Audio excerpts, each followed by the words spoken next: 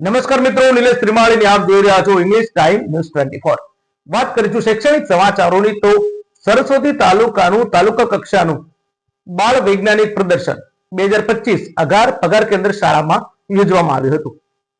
સરસ્વતી તાલુકાના તાલુકા પ્રાથમિક શિક્ષણાધિકારી બેન શ્રી હસુમતીબેનના અધ્યક્ષ સ્થાને કાર્યક્રમનું આયોજન થયું, જેમાં જિલ્લા શિક્ષણ અને તાલીમ ભવન પાટણના અને સરસ્વતી તાલુકાના લાયઝન ઓફિસર શ્રી મહેશભાઈ મુખ્ય મહેમાન તરીકે હાજર રહ્યા હતા। વિવિધ સંઘોના પદાધિકારીઓ, ગામના આગેવાનો, સીઆરસી શ્રીઓ, મુખ્ય શિક્ષકો, બાળ વૈજ્ઞાનિકો અને તેમના માર્ગદર્શક શિક્ષકોની પ્રેરક ઉપસ્થિતિમાં તાલુકા કક્ષાનું બાળ વૈજ્ઞાનિક પ્રદર્શનનું આયોજન થયું હતું। વિવિધ શાળાઓમાંથી અંદાજિત 60 જેટલી કૃતિઓ પ્રેઝન્ટ કરવામાં આવી હતી। બાળ વૈજ્ઞાનિકોએ સુંદર રીતે દરેક કૃતિની રજૂઆત કરી હતી। વિજેતા થનાર વિદ્યાર્થીઓને શિલ્ડ અને પ્રમાણપત્ર આપી સન્માનિત કરવામાં આવ્યા હતા।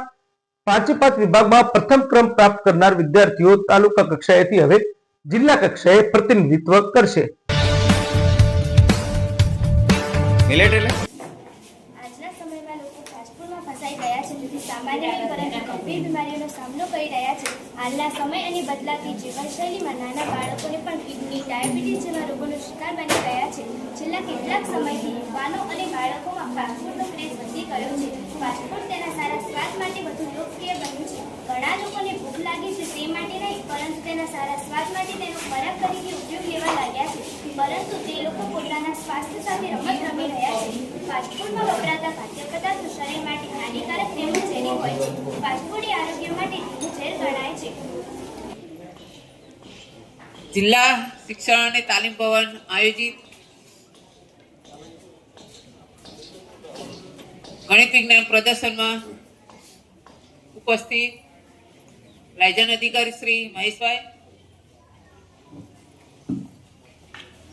યાસીભાઈ શ્રી રતાજી,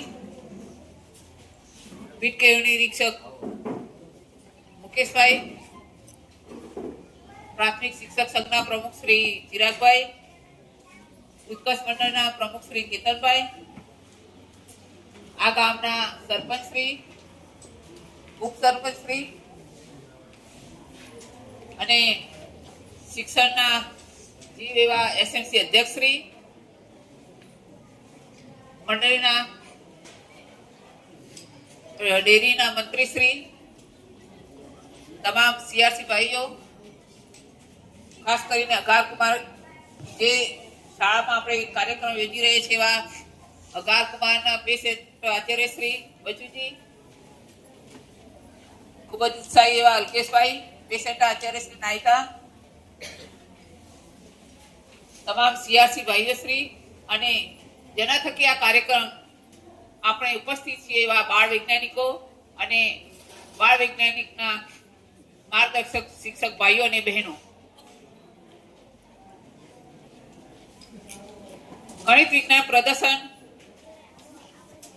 આપણે દર વર્ષે સીઆરસી શાળા કક્ષા, સીઆરસી કક્ષા અને તાલુકા કક્ષા અને છેલ્લે જિલ્લા કક્ષાએ આપણે ભાગ લઈએ છીએ। એમાં બીજો તબક્કો છે તાલુકા કક્ષાનો, જે આપણામાં રહેલી જે સુસુપ્ત શક્તિઓ છે બાળકોમાં કે બાળ વૈજ્ઞાનિકો જે પ્રેક્ટિકલી આપણે અનુભવીએ છીએ, બોલીએ છીએ ને એના કરતા પણ આપણે જે પ્રેક્ટિકલ કામ કરીએ છીએ એ વૈજ્ઞાનિક હેતુ આપણે